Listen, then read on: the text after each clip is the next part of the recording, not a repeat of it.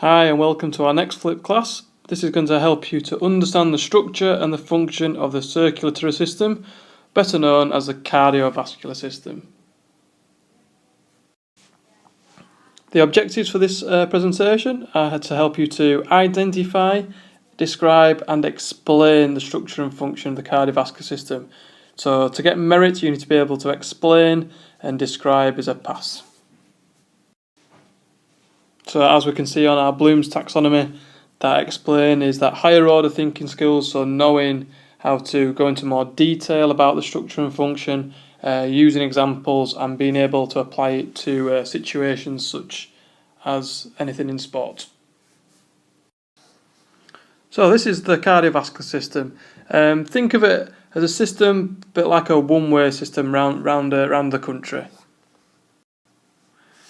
It's got three main parts. We've got the heart, okay, in the middle here of the system. We've got the lungs, we've got the rest of the body, and then we've got all the blood vessels that carry the blood around our body.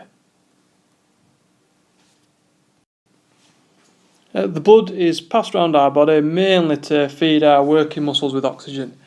As we can see that the blood starts off in the heart and it is blue, okay, which means it is deoxygenated, it hasn't got any oxygen, and the blood then leaves the heart and goes along the pulmonary arteries towards the lungs. This is where it collects oxygen and it comes back to the heart, okay, through your pulmonary vein, back into your heart, and then it gets pumped out around your body to all your working muscles. Your muscles then use all the oxygen, then it turns back to blue, which means it's deoxygenated again, and it comes back into the heart through your vena cava, and the process starts again. So, where is your heart located? It is situated in the middle of the chest below your sternum. The left side is bigger, so it appears to be slightly over to the left, but it's in fact very, very central. So this is what the heart looks like. It is a muscle, the cardiac muscle. We can see the valves here and the valves here. We can see like the little bits of fat that are around it to protect it, and it is quite cone shaped. Not like on a Valentine's Day card where it's not exactly like a heart shape, is it? Inside the heart we can see that there are 4 chambers. Okay, this is not a healthy heart, but you can see the different walls that we've got. This one's a very fatty heart. Okay, but all these little sort of string type effects, these are all the blood vessels, okay, inside it. Okay, so it is just like a muscle that we would see it around the rest of the body. This diagram shows very clear that the heart's got 4 different chambers. Okay, we've got the right atrium up at the top, the right ventricle, okay, is below the atriums, left atrium and the left ventricle. Alright, as we can see, that I've not got it wrong, that the left and right are on the other way around.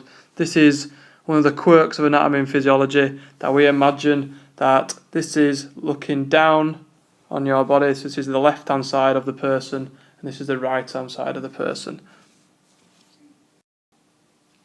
Now this is a very important slide. These are all the different parts of the structure of the heart that you need to know.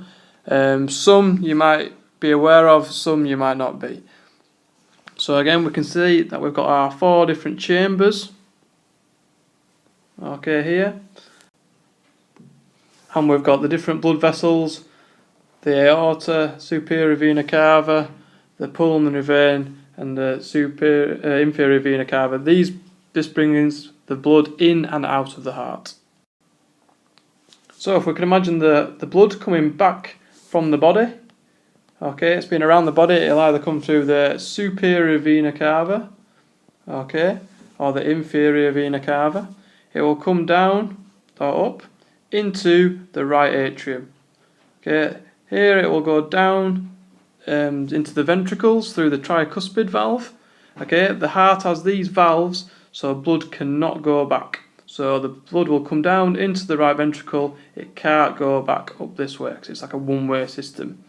From here, the blood will be pumped up through the pulmonary valve, okay, and into the pulmonary artery.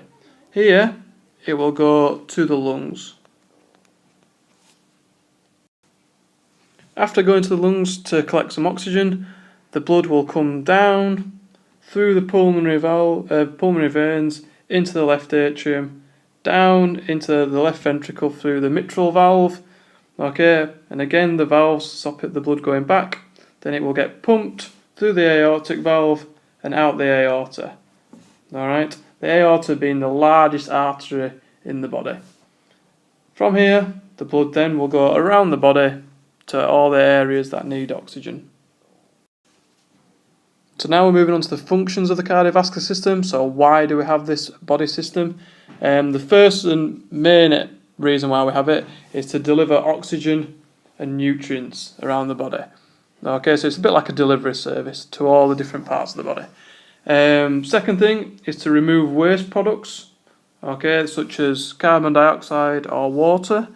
And then we've got thermoregulation. Okay, this is keeping the body's temperature at the correct level. It does this through something called vasodilation and vasoconstriction.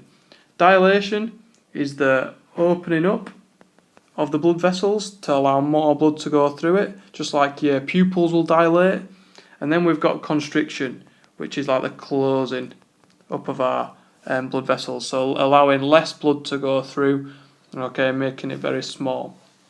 The final function of is more of blood. We have blood clotting. This is where your blood forms scabs and things like that. Blood also fights infection, because it carries white blood cells to fight disease, such as anything like the common cold or up to something more serious. And then we've got oxygen transportation. The next thing we need to look at is blood vessels. This is known more of the vascular system. So the heart is the cardiac, and this is the vascular system, so cardiovascular system. This is like the transport network. I always try to think about this as like the road network in Britain. So we've got the motorways, we've got A roads, B roads, side roads and things like that. We've got 5 different types of blood vessels that carry blood around the body. We have got arteries, okay, we've got arterioles, we've got capillaries, venules and veins. And these all have specific jobs that need to be done around the body. Blood will leave the heart and then go down arteries. Okay, these are like the motorways around our body. Branching off from arteries are like these A roads called arterioles. These are just smaller arteries. Okay, then as we get closer to the working muscles, the blood goes through capillaries. And these are tiny, tiny, tiny roads that go right up to the muscles and deliver the oxygen to the muscles or anything else. Out of the muscles, back into capillaries, then they will go down sort of little roads again. These are called venules, and then into your veins, which again like a bit like motorways.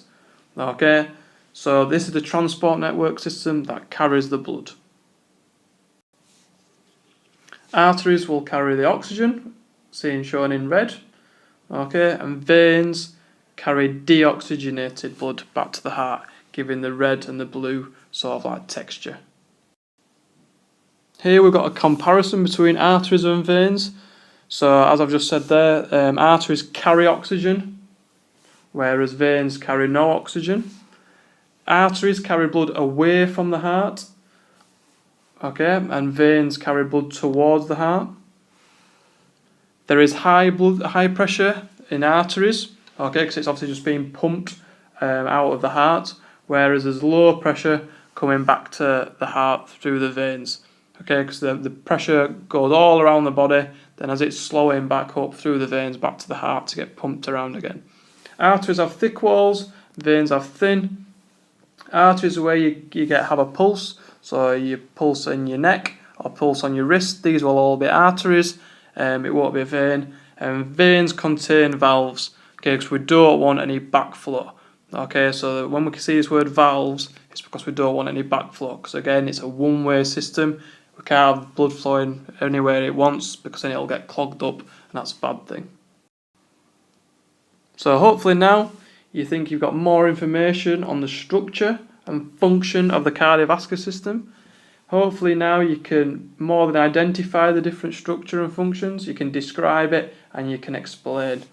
Okay, if you feel like you need to look back at the video, especially looking at the structure of the heart, then please do so and then fill in the Google form as required. See you on Tuesday.